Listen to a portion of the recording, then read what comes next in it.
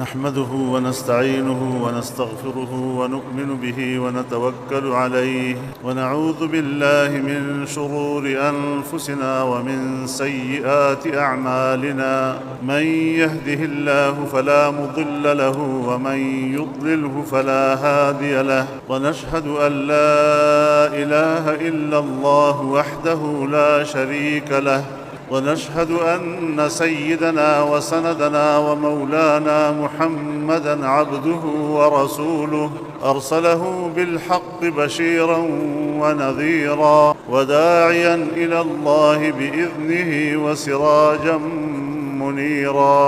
صلى الله تعالى على خير خلقه محمد وعلى آله وصحبه، وبارك وسلم تسليما كثيرا كثيرا. أما بعد، فأعوذ بالله من الشيطان الرجيم. بسم الله الرحمن الرحيم.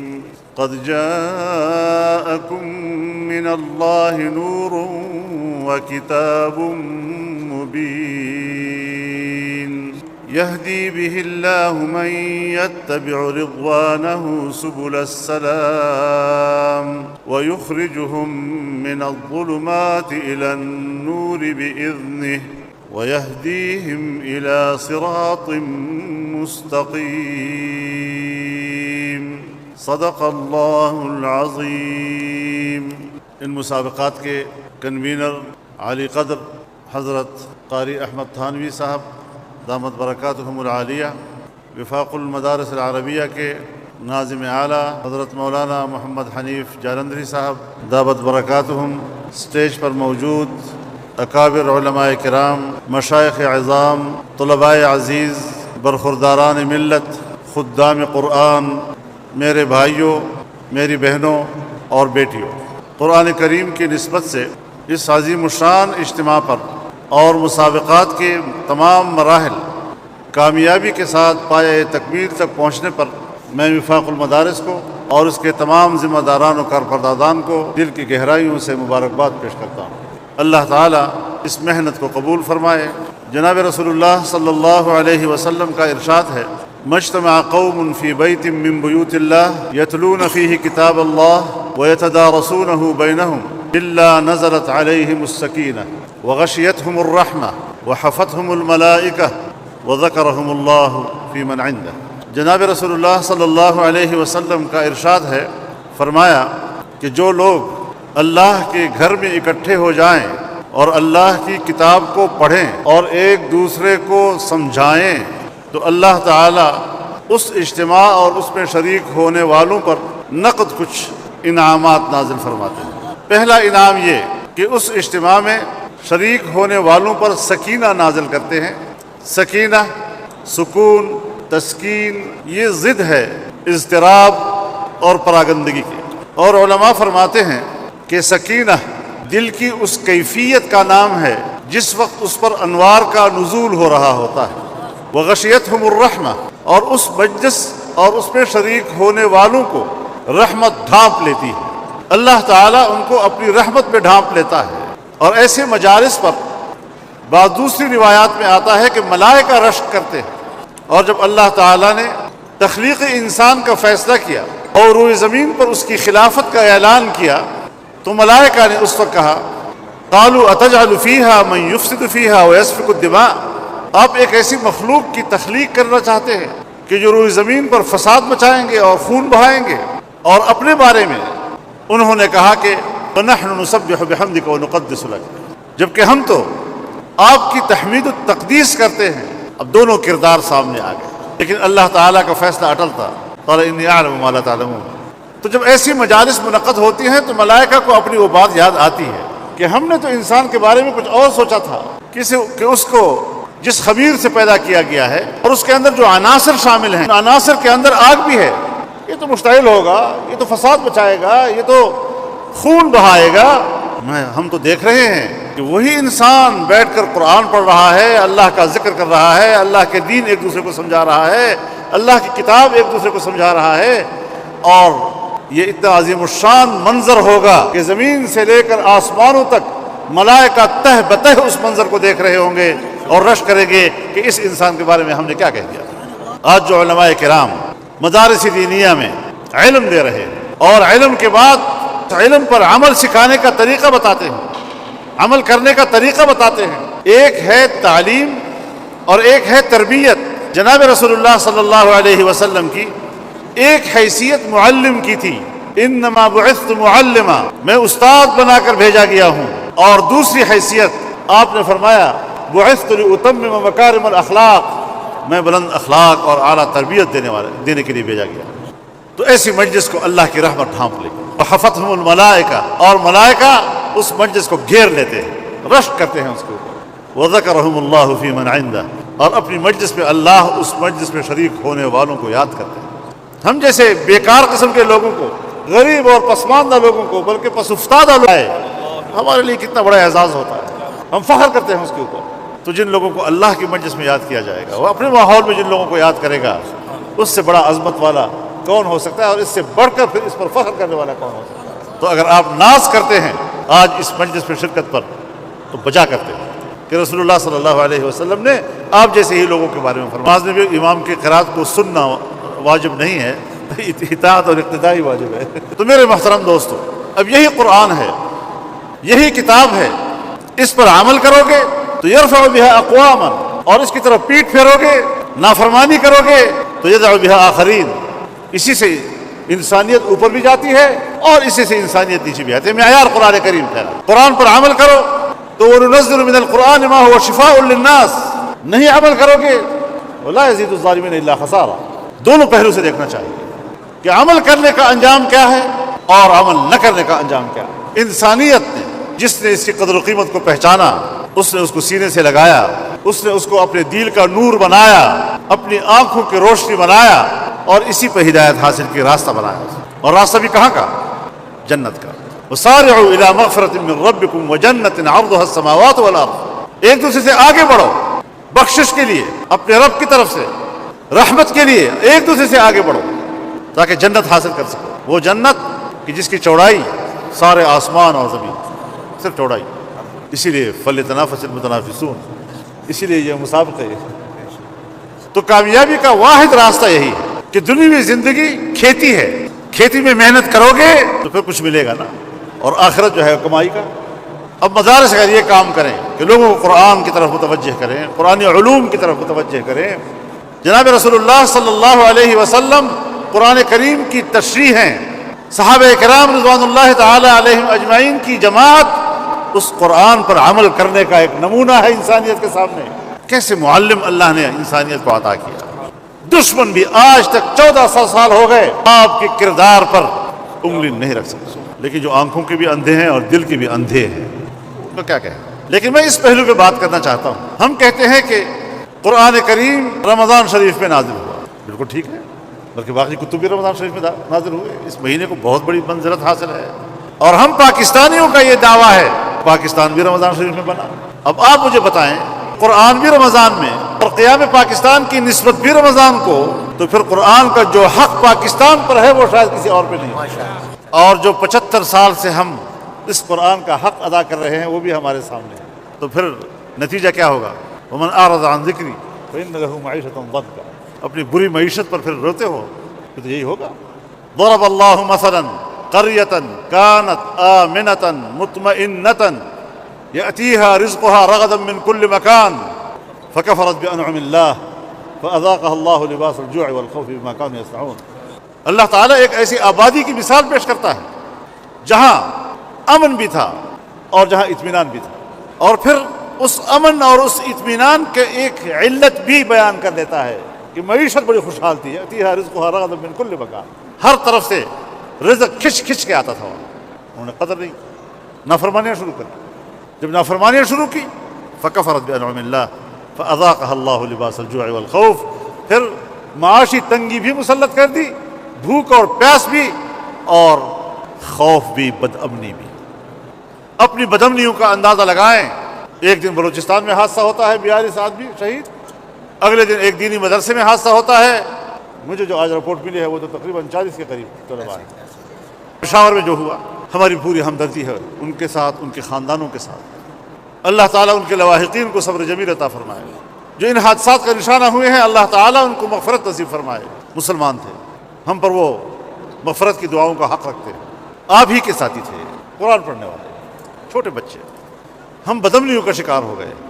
مہنگائی ہے, روز ہم رو رہے ہیں, قیمتیں بڑھ گئی ہیں, بڑھ رہی ہیں, حکومت ناکام ہے, حکومت کو گالیاں دے رہے ہیں. اپنے اعمال کی طرف کسی نے توجہ نہیں کرنی. من حیث القوم بات کر رہا ہوں, افراد کی بات نہیں کر رہا ہوں. اور جب ہم من حیث القوم اس طرح کا کردار اپنائیں گے تو پھر حکمران بھی ناکام ہو جاتے ہیں, کچھ بھی ہو جائے. لیکن بہرحال ہمارے دینی مدارس نے علم کو تقسیم نہیں کیا. واضح کر دینا چاہتا ہوں, علم کو تقسیم کیا ہے انگریز نے. علی گڑھ کا مدرسہ قائم ہوا تو نصاب انگریز نے دیا. آج بھی کوئی عالم دین علی گڑھ مدرسے کے نصاب سے اختلاف نہیں کر رہا. اتنا کہتا ہے کہ برصغیر میں قرآن کا علم تھا, وہ نصاب میں کیوں نہیں؟ برصغیر میں حدیث کا علم تھا, وہ نصاب میں کیوں نہیں؟ برصغیر میں فقہ کا علم تھا, وہ نصاب میں کیوں نہیں؟ برصغیر کی سرکاری زبان فارسی تھی, تم نے کیوں نکالا اس کو؟ اور دیوبند مدرسہ قائم ہو گیا, پھر اور مدارس قائم ہو گئے. آج سب سے زیادہ تنقید مدارس پہ ہوتی ہے. بچوں کو ضائع کر رہے ہیں. ان کو احساس نہیں ہے مدارس کے اندر پڑھنے والے نوجوانوں کی معیشت کا. بھائی تمہارے کالجوں یونیورسٹیوں میں جو لوگ گریجویٹ بن رہے ہیں, بڑے بڑے اسناد حاصل کر رہے ہیں, لاکھوں کی تعداد میں ڈگریاں اپنی بغل میں لیے قطار اندر قطار کھڑے ہیں. تم ان کو روزی نہیں مہیا کر سکتے, معیشت مہیا نہیں کر سکتے. میری فکر لگ گئی ہے آپ کو, ان کو تو پہلے پورا کرو. لیکن میں واضح طور پہ کہنا چاہتا ہوں, جتنی بھی خوبصورت الفاظ کے ساتھ کوئی مقدمہ پیش کرے, کوئی موقف پیش کرے, آج کی بین الاقوامی اسٹیبلشمنٹ, امریکہ, مغربی دنیا, وہ دینی مدرسے کا خاتمہ چاہتی ہے, اور ہم اس وطن عزیز میں ان کے ایجنڈے پر عمل درآمد کرنا چاہتے ہیں. بس یہی کچھ ہے. لیکن انشاءاللہ یہ خواب پورا نہیں ہوگا, کبھی پورا نہیں ہوگا انشاءاللہ. مدارس ایک حقیقت ہے, امت نے قبول کیا ہے. امت نے جس چیز کو امت قبول کرے وہ خدا یہ ہو سکتا ہے کہ سرکار کے انتظام کے تحت قائم مدارس, مکاتب, سکولز, وہ شاید کہیں پر ابھی بھی نہ ہوں, اور لوگ مطالبہ کریں ہمارے ہاں پرائیویٹ اسکول کھول دو. لیکن ایسی جگہ آپ کو کہیں نہیں ملے گی جہاں قرآن و حدیث کے لیے کوئی مکتب موجود نہ ہو, الف بے پڑھانے کے لیے بچوں کو کوئی مکتب موجود نہ ہو. اللہ نے ایسی قبولیت عطا کی. اور ہم نے کب کہا کہ آپ نصاب کو تقسیم کریں؟ حضرت شیخ الہند رحمہ اللہ مالٹا سے واپس آئے اور اپنی زندگی کی وہی چند مہینے باقی تھے, سال پورا نہیں کر سکے. اسی میں علی گڑھ گئے اور ان سے کہا نصاب ایک کر. انہوں نے پذیرائی نہیں دی. شیخ الاسلام حضرت مدنی رحمہ اللہ, انہوں نے مشترک نصاب بنا کر ہندوستان میں مشتہر کیا, پذیرائی نہیں ملی. پاکستان قائم ہوا. حضرت مفتی محمد شفیع صاحب رحمہ اللہ, حضرت مولانا تقی عثمانی صاحب کے والد گرامی, سن 47 سے 51 تک انتظار کرتے رہے اور زور ڈالتے رہے کہ مشترک نصاب. یہاں کی بیوروکریسی نے قبول نہیں کیا, یہاں کی اسٹیبلشمنٹ نے قبول نہیں کیا. پھر ہمارے خلاف تقریریں, تم لوگوں کی صلاحیتیں پر بات کر رہے ہو. آؤ, آج بھی ہم تیار ہیں اس بات کے لیے. لیکن یہ کہ ہم نے تمہیں کچھ مدرسے حوالے کیے تھے, ہم نے تمہیں کچھ مدرسے حوالے کیے تھے, اس کا جو انجام ہم نے دیکھا, 75 سال کے بعد بھی اب ہم تم پر اعتبار کریں کہ تم دینی مدرسے اور دینی علوم کی حفاظت کرو گے؟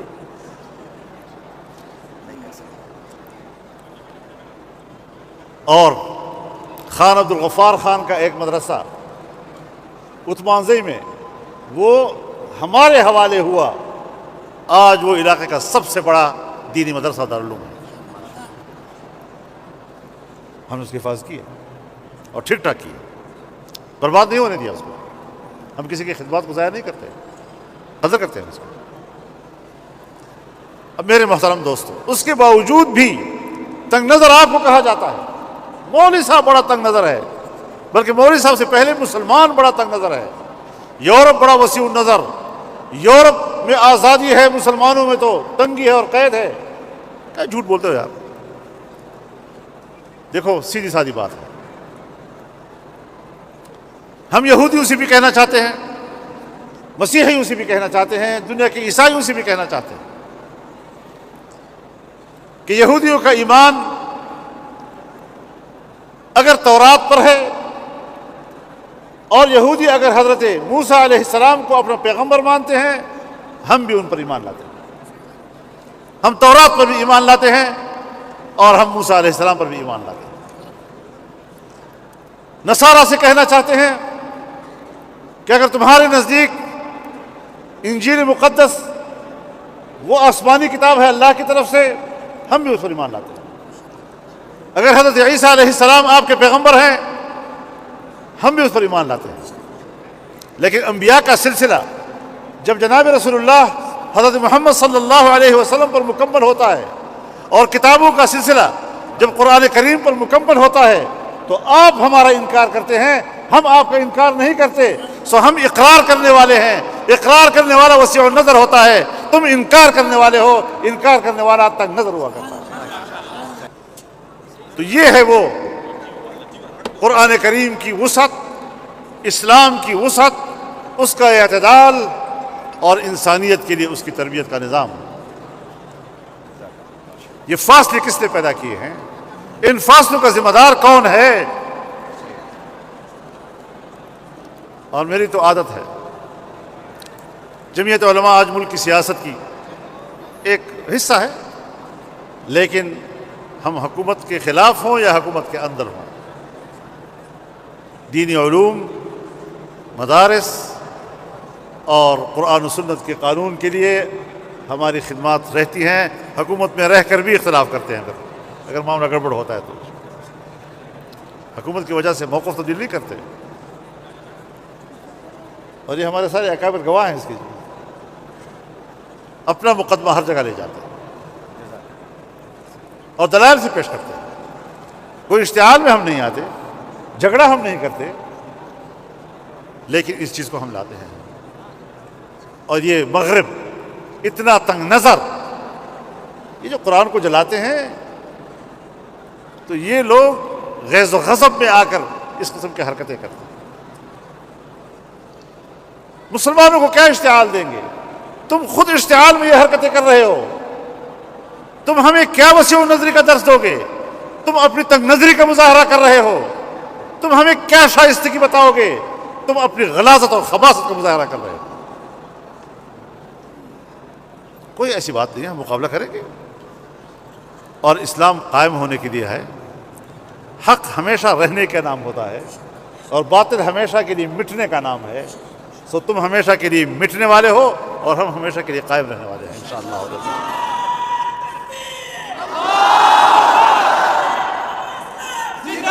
میرے محترم دوستو، ان باتوں کو مد نظر رکھیں اور مدارس کے طلباء اور پھر یہ معصوم بچے، انہوں نے قرآن یاد کیا۔ انگریز نے بھی ایسا کیا تھا کہ سب سے بڑا مسئلہ یہ ہے کہ ان کے بیچ میں ایک کتاب ہے، وہ کتاب اصل مسئلہ ہے، اس کے نسخے اکٹھے کیے اور اس کو آگ لگائی۔ یہ مغرب میں ابھی ایک آدھ قرآن کی بات ہو رہی ہے نا، انہوں نے تو سارے مسجد سے اور ہر مولوی کے گھر سے قرآن کے نسخے اکٹھے کیے، اور ہمارے اکابر نے 2 بچے آگے کیے اور ابتدا سے لے کر بسم اللہ سے لے کر والناس تک کا قرآن سنایا، کہا اس سینے سے کیسے نکالو گے؟ تو ہم ان چیزوں سے متاثر ہونے والے نہیں ہیں۔ اپنا منہ کالا کر رہے ہو اور اس قسم کی حرکتوں سے مسلمان نہ مروب ہوتے ہیں، نہ اسلام کا مشن رکتا ہے، وہ آگے بڑھتا رہے۔ تو یہ وہ حقائق ہیں جس کی بنیاد پر ہم نے آگے بڑھنا ہے انشاءاللہ العزیز۔ اور یہ جمعیت مدارس کی، طلباء کی، علماء کی انشاءاللہ العزیز نظم کے ساتھ اور اسلامی تعلیمات کے مطابق آگے بڑھے گا۔ اللہ تعالی ہمیں توفیق دے کہ ہم اس کے خادم بنیں اور اس سلسلے کو آگے بڑھائیں۔ اور جنہوں نے کامیابی حاصل کی ہے، چاہے وہ ڈویژن لیول پر ہے، چاہے صوبے لیول پر ہے، چاہے یہاں مرکزی لیول پر ہے، میں کامیاب طلباء اور پوزیشن حاصل کرنے والے طلباء کو مبارکباد پیش کرتا ہوں، ان کے والدین کو مبارکباد پیش کرتا ہوں، ان کے مدارس اور اساتذہ کو مبارکباد پیش کرتا ہوں۔ اللہ تعالیٰ قبول فرمائے۔ اور میری ایک شرکت ہے اس میں کہ جو پہلے نمبر پر آیا ہے وہ ایسے مدرسے کا بچہ ہے کہ جس کا محتمم صاحب جو ہے وہ میرا کلاس فیلو ہے، تو اس وجہ سے یہ میری بھی خوش قسمتی ہے کہ میرے دوست کا ایک برخوردار آج وہ پہلی نمبر پہ پورے ملک پہ آ رہا ہے۔ اللہ تعالیٰ